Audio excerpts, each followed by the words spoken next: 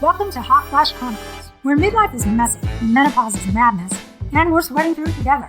We're Angie and Shelly, two caffeine-fueled, slightly inappropriate grandmas who say what everyone's thinking. So grab a drink, crank up the AC, and let's dive in. Shelly, Angie, guess what? oh, what? It is time for another episode of Hot Flash Chronicles. Excited. What? And we are going to be discussing on today's episode. The opposite. Okay, so here's the deal. We don't edit stuff, so you're going to hear that. Yep. We might beep it at We're some point. perfectly imperfect. Perfectly imperfect. Yep. We are going to talk about the December to May. What did you call it? May-December. May-December dating. So the gist, I've never heard the May-December thing. The gist is, so sometimes you have like a cougar and a cub, and I don't know what the reverse is of that, like a older dude, younger chick. The difference is Probably daddy or something gross like that. yeah, which we're not yucking, they're young. We're not If the older guy wants to date a young girl and fine, she's happy with it, and vice versa, it's all good. Shelly has had her Cougar Town minute before Phil, I did. BP before Phil. And my first husband was 13 years older, so I had that dynamic. Yeah. So there are differences in society, Mm-hmm. whether you are a cougar or a... I really want to find out if it's a thing, but we'll figure it out. Sure, it's a thing. I just don't know what it's called. So what are the social... Sugar baby or something. Sugar daddy, that's probably it. Sugar daddy. Cougar Town. Okay. So we're going to talk about the differences in society with age differences in relationships. So, and this came at a request from Martha, who is my co-grandma, son's grandkid. Perfect. She's AJ's mom. Great. And she said she's been enjoying the podcast, and she was like, this would be a really cool topic. And I was like, challenge accepted. Yeah. Shelly, I had a dream of being a cougar. I had plans. Yeah. And then I met Jeff, which was like the best thing ever, but it did kind of kill my cougar chances, which is fine. Cougar dreams. Now I have to live with a boy, but it's fine because I love that boy. Yeah. But I didn't get to have my Cougar Town. Oh. But We have Cougar Town for everybody. yeah, Shelly did Cougar Town. She had different cubs for different times of the week, perhaps, and that's fine. I mean, not to like. Oh, goodness. No, I mean not like that. It wasn't like she never rotated the door or something. But you were very, very comfortable in just And I wasn't doing in and the seeing beginning. anything you wanted. I wasn't in the beginning, so that's a good, like, what do you call it? Your origin story. So that's interesting that you weren't comfortable with it, because I'd like to dig into the psychology of why you were not comfortable with it, because I think that leans into what Martha was talking about. Yeah, absolutely. So let's just go back to a kinder, gentler time a few decades ago when I was getting married for the first time. And I was 19 when I met my future husband, and he was 31, I think, at the time we started. Yeah, dating. Kyle's father was 8.5 years older than me, so I was 19 and he was 28. So interestingly enough, at that time in my life, I really liked older men when I was 19. And I think it's because they were more mature and they had some life experience, and they talked about things that I thought were interesting because I was smart, and I didn't just want to talk about somebody's car Right. or whatever movie was. You wanted some meat and veg. You didn't want Yeah. So I tended to like older men, and this person that I was interested in was actually Hungarian, and they were very, very smart with history and historical things, and they liked talking about that kind of stuff, and those were things that I liked. So for that phase of my life, I was very much about, I wanted somebody knowledgeable and somebody interesting who could have conversations, who wasn't just about, getting some time. And that's not right in front of That horse. translate really well. Only some kind of riding, but not riding horses. Yeah. But, somebody was just in for that. I'll do the noise and the gesture that Angie hates. Not somebody just there for the nookie. We'll call it that. So I was looking for something with some nookie and some cookie on the side, a little substance. Yeah. So if you fast forward to I'm in my mid-40s and I'm getting divorced for the time, whatever amount of time That was not a sound effect. That was actually Shelly making this. Yeah. that noise. It was me at a different phase in my life, and I was looking just to date and have fun. I wasn't looking for a potential partner. I wasn't looking for anything, and maybe I was looking for more nookie, less cookie at that point. Maybe I just wanted to have some fun. Can you define what you mean by cookie? Just everything else, all the things. Because I would call the nookie the cookie as well. You would just call it all cookie nookie. I guess nookie and substance, let's say a balance. And maybe I was just more for a brief moment in time, one brief shining moment where I wanted to be just like, let's just have fun and not worry about what it's going to turn into. Right. It wasn't even just that I wanted to get laid or that I wanted sex. It was, I just want to not have the pressure of a serious relationship. I just want to enjoy somebody's company and have a good time. So what I was finding as I was out on all the dating apps, which, by the way, we have an episode for. Yeah. You can listen to that one. But while I was out on these dating apps, what I was finding is a lot of men my age were also wanting to just have fun and relax, but they were embroiled in their own dramas in life. Like maybe they were going through a divorce, or maybe they had adult children who were not handling things well, or they were just in a career sitch where they couldn't just relax and have fun. And what I started noticing is the carefree people who kind of were in the same place I was in, not wanting to settle down, not wanting to be in something invested in serious, just happened to be younger. Right. They were just at a different place in their lives where they were more like in their, at that point, I'd say when I was in my mid-40s, they were like late 20s, early 30s was kind of the range where I started saying, oh, these guys, they don't have mortgages yet. They're getting established in their careers. A lot of them didn't bring divorced baggage. They hadn't had that kind of relationship crash and burn yet, which creates the baggage that, you know, I was having as a 45-year-old woman. And I kind of wanted, I had all the luggage, all the carry-ons, a steamer trunk, and full luggage. I wanted someone who only had one small carry-on that they could tuck under their seat. That's what I was looking for. Yeah. A lot of guys my age also had the steamer trunks and too much, where you're going to have to pay the extra $50 per bag. Ooh. Yeah, it's a lot. There's a lot to unpack there. So much. So I know that when you first started cougaring, because I think that the rule is you need to be 45 to be a cougar, right? I don't know. I think that's the thing. If you know those rules, let us know. Yeah.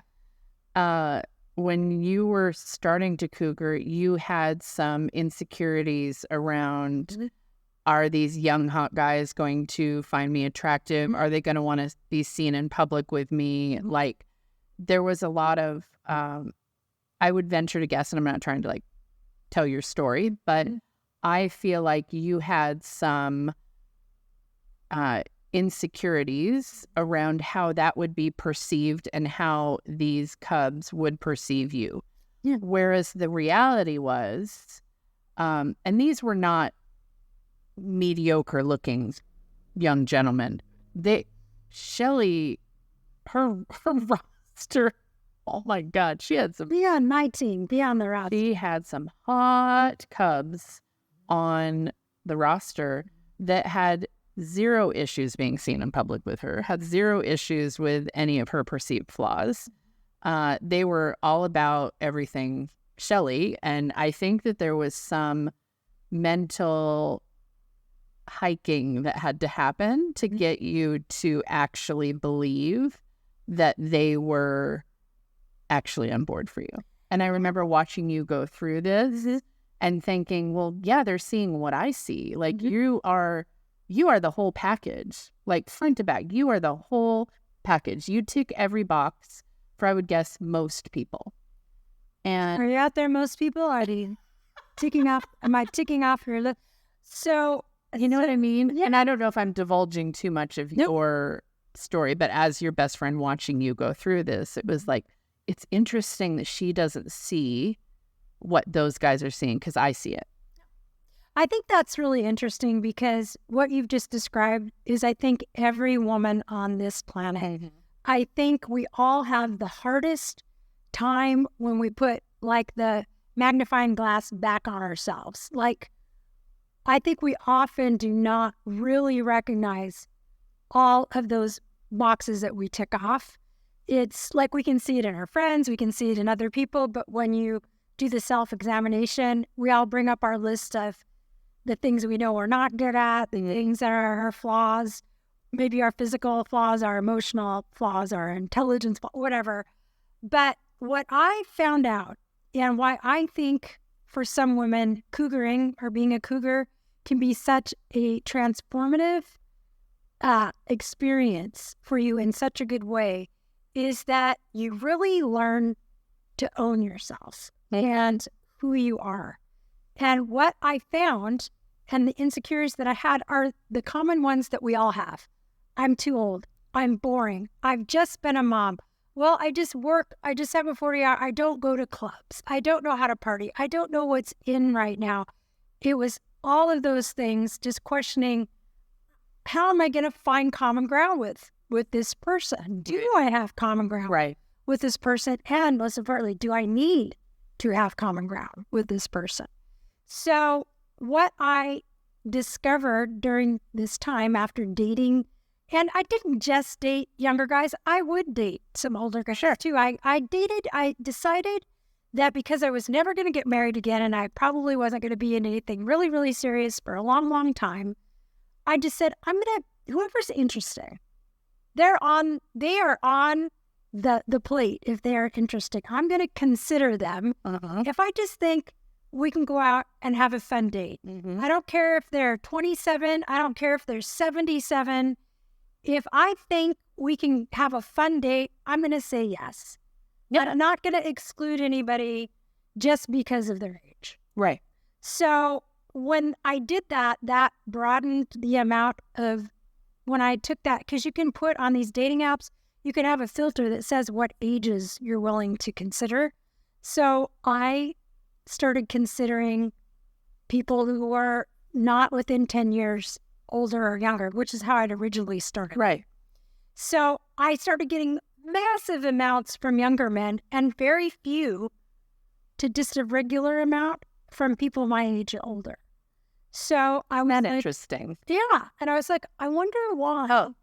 I wonder why these younger guys. Well, so I started asking him, like, well, what did you like about my profile? What was it you liked?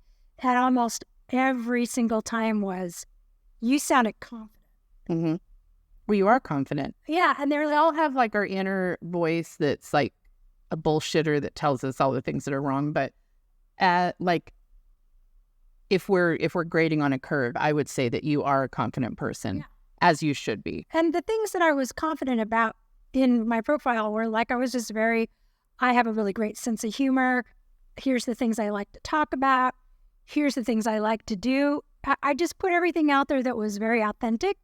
I didn't bullshit. I didn't try to act like I was something I wasn't. And I think for younger men, sometimes that's really appealing to them, because a lot of women in their age range, when they're in their mid to later 20s, early 30s, a lot of women are still finding their voice. They're a little clingier, a little needier, a little more like, why didn't you text me? Like, yeah, and they're a little more, their self-confidence is on they're building it. They haven't found their value yet a lot of the time. Yeah. I'm not trying to generalize. And they need a lot of validation. Right. They need to know that they look good all the time. They need lots of texting. They need, hey, babe, you look awesome. And there's nothing wrong with that, because there is a point in your life where you figure out how to do all that stuff for yourself. You don't need that amount of that outer validation, and you become a different person. It's everybody's journey. And some of us get that early on, and some of us it takes longer. But by the time I was writing these at age 45, I actually did know who I was and what I wanted. And so with these guys, I thought what they were wanting, what they were looking for, was hotness or just physical traits. And they're not. Some of them are. Some women are looking just for physical traits. But some of them wanted that, and they wanted to take a ride on the experience train. They wanted That's what it was, is they wanted You're not to wrong. know what it was like to be with an older woman who had I knew all the life experience and sexual experience and the confidence, and just to see what it was like to be with someone who wasn't going to need the validation every step of the way. right. And by the way, I am not discounting any younger women. No, Younger women all have their high points, and a lot of younger women nowadays are extremely confident. So kudos to you if you're 21. right. I think the thing we would encourage is find your value faster. Like if you can get there faster to not have to Get there. rely on somebody else's opinion of you to find your own self-worth and self-value, I think the faster you can get there. And the thing Serve that you. most men and other women and just humans in general find very sexy is you being confident. 100%. It's what I like in other people. Yeah. It is. I admire In any form of relationship. It is Like it's fun to be around people that are confident. to men and women in the sense that I want to hear what they have to say. I want to know what their story is, and I want to know what can I learn from this person? And so confidence is like king, queen, whatever you want to call it. And that's what those younger guys were Right. doing, was a woman who wasn't afraid and who was unapologetic about just being herself. So when I met Jeff, I was seeing 3 different guys, and they all knew about each other. I wasn't secretive about it. I was like, I'm not tying myself down. Like, and what I found, so the reason I said I wanted to be a cougar and that dream was broken is I was never old enough to qualify as a cougar, because I think I was 38-ish when I met Jeff. But what I found was that the guys that I was dating found it refreshing that I didn't put a lot of parameters on them. I didn't have a lot of expectations. It was just like, yeah, sure, we'll hang out. Like, we can do dinner if you want, but It's okay. it's okay if we don't. Like, you're serving whatever purpose, whether it's company or physical or whatever. Mhm. And I had multiple people say that they loved my confidence. They loved that I was not, like locking them down, like asking a lot of questions. It was like, I'm not, like, it's not that deep, man. I'm not. And I was also like Shelly, never getting married again. Absolutely not. I told Jeff on our first date, if you're looking for a wife, I'm not your girl. Mhm. But I met some interesting people. I went on a date like with a stand-up comedian. Mhm. He was interesting. I expected to laugh a lot more. These people are usually very dark when you're not. It was pretty dark. He is pretty traumatized. So just the lack of fussiness, I think, is what I got a lot of feedback that I wasn't a fussy person. And then when I met Jeff, I was like, oh, okay, I'm changing my rule. Yeah. Like, I'm changing my rule because he was worth it. He was worth the letting that guard down and trusting that I could be, in a loving long-term relationship again. Yeah. So, and I did date younger guys at that point, but I didn't qualify as a cougar because I wasn't 45. So I also found that I was worried that they would have expectations, or maybe like I did find a couple people where they had really young kids, and I was like, ooh, okay, I am not in this bucket anymore. Like, Yeah. this is going to be, Jam. this is a lot. So, but it's nice that we can set those in ourselves. And I was worried. Like at one point I went to like one of those teppanyaki restaurants, So yeah. and the chef thought that my date was my son. And I was like, I don't know quite how to process this. He was only like 7 years younger than me, but Yeah. apparently he looked a lot younger. So worrying about how society views it, I definitely had some of that. Yeah. And I have dated older people as well. Mhm. And what's interesting to me is there's an assumption that if you're with somebody of a different age, like if it's a woman, a younger woman and an older man, there's a perception that she wants his money and he wants her body, Yeah. right? Yep. Like, what are they in it for? And I think everybody really accepts that that's what it is. Yeah, It's but that's not accepted necessarily that true. No, and it's not necessarily true at all, but we've attached that Mm-hmm. kind of value to that relationship as he's a sugar daddy and he wants a trophy wife. Yeah, he wants arm candy and she wants a paycheck. So it's sad that that's how people view it, because I'm sure a lot of those relationships are that way, but it's not necessarily. And it's not wrong if you both sign Right. on for that and that's what each one of you want. That's fine. That's mutual. That's consensual. If you want to have that, we don't judge anybody's reasons. So But I think when society looks at that combination, older man, younger woman, it's not that weird. Like we've seen that since the beginning of time. Like that's been a long accepted. Sometimes we might behind the backs. it's a little more. Man or I don't want to use this word. grabbing or grasping. What's like the nicer way to say pathetic? Like it's a little more like, oh, like it's not real, I think is the perception. They don't think it's a real valid relationship. But if it's an older woman and a younger man, then what are the assumptions that are made? I do you think it's a Stella getting her groove back kind of thing. It's did you ever see that movie? Do you remember what that was called? No, Stella got her groove back, and it's very much it's a real story, and it became a movie with I think Angela Bassett's in it.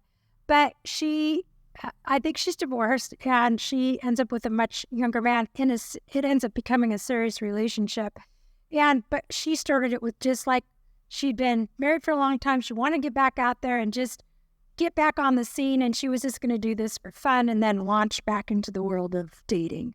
But she ended up falling for this person. So I think for sometimes people think it's a mojo boost for the woman, or she's maybe just getting back out there and she's trying to prove something she's to still herself. viable and young, Right. sexy, and that younger men will like her and all this stuff, which again, I mean, I've done that. nothing wrong with that. If I have done that where it's like, I'm going to go seek validation in the company of men because I feel like my self-esteem took a huge hit in this relationship. And like, I don't apologize for that. Yeah, I mean, it is the moment. And they knew that that's what they were there for. Right. I didn't mince words. I didn't pretend like I was offering anything I wasn't. Yeah. Like one of the guys that I was quote unquote seeing when I met Jeff, I was like, yeah, I gotta put a stop to this because I found a guy and he was like, I thought you didn't want a relationship. And I was like, ooh, how do I say this? I didn't want it. And he's like, what? And he goes, I thought you didn't want he wanted to like take me away for weekends. And I was like, I don't need to meet your mom, man. Like, I don't need, I'm not in that zone. No, I think zone right now. So, and that's okay. I don't need to know your middle name. It's fine. I don't need to know. What's your first name? Yeah. Oh, okay. First name. Maybe the first name, but Yeah. I'll ask. But he was kind of pissed. Like, I thought you didn't want a boyfriend. And I was like, well, I thought I didn't as well. But here we are. So that was an interesting thing to have to say to somebody. It's not me, it's you. Like, oof, that's awkward. But doesn't mean they weren't a lovely person. They just weren't. No, he wasn't the person. He was somebody that was like Stopgap. It was I needed that validation. Yeah. From Was giving you somebody, and he gave me that. So whereas Jeff fulfills all of he ticks every single box, and that guy ticked a few at best, and that's fine. He was a season or a reason. He was a reason. He wasn't even a season. Yeah. But I think that the way that it is viewed when we're dating, if you're on a dating app and you're a woman, and let's say you're in your 50s and you say that you would go 30 to 70, like, I feel like there's a different perception of that you must be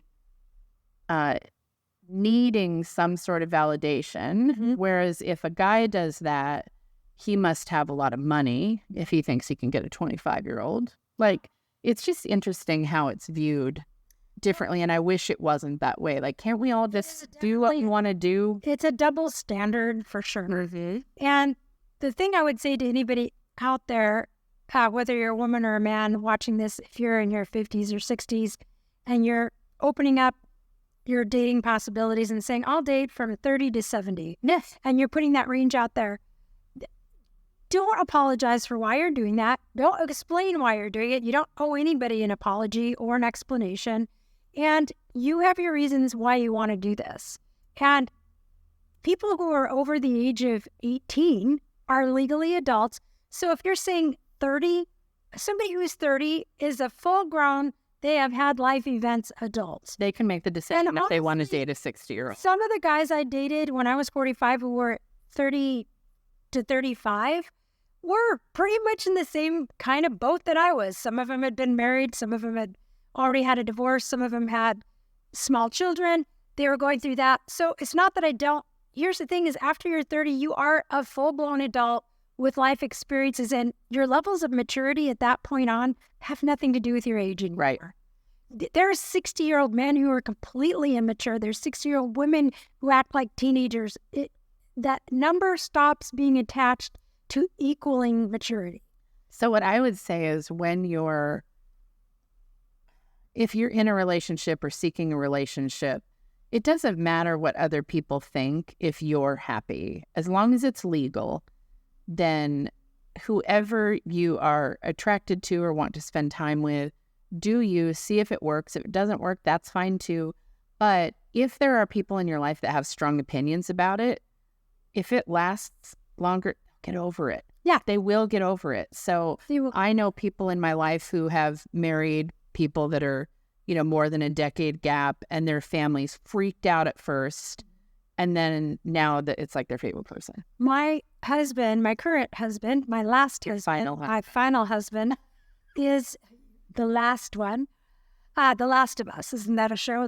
Yeah. So Phil is 15 years younger than me. I ended up marrying somebody 15 years younger. And his parents, he had never been married before. He doesn't have kids.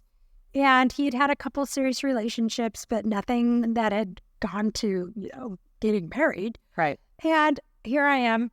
I've been married and divorced a few times. Mm-hmm. And I'm 15 years older. I think on less than 10. They were, yes, exactly. And they were a little concerned. But I told him when I meet them in person, they're going to like me because I'm very likable and they're going to get to know me and it's really not going to be a thing. And that's absolutely what happened. And because of our relationship and all of the growth that Phil has had as a person, Phil is on the spectrum and he's autistic and he has some mental health things that he deals with. But he has grown so much as a person and he's helped me grow. And his parents love me. And I bet there's such an incredible match. It's like the Odd Couple, right? Like you're like flashy and dripping in jewels and like the red lipstick, and he's very like no nonsense Englishman. He's very frugal. He's very comfortable. He's very calm. Yes. He's got he speaks slowly. He doesn't rush probably through anything, I would imagine. He's got a PhD in theoretical physics, so I always say he's the British Sheldon. He's the British Sheldon. He kind of looks like Sheldon too. A little bit. So, but we absolutely from day one gave no shits about what anybody thought of our relationship. That was the one thing. And I don't even like when I see you guys together, I'm not like, oh, they're 15 years apart. You don't even think about it. No, and he has such an older person vibe. And that's the other thing, you guys. No matter what the physical age you are, whatever that number is, 60, 30, 29, whatever it is, actually has nothing to do with how you feel, what you feel your age is. Age doesn't have to have any kind of anchors that make you feel a certain way. Just enjoy who you are in all these different stages. And I don't sit here and think, well, I'm a 59-year-old, so here's the things that 59-year-old people are expected to do. I don't know what those are. I do the things I want to do. And I don't care what age. Probably what keeps you young. Yeah, doing what you want and being who you are has no age limit.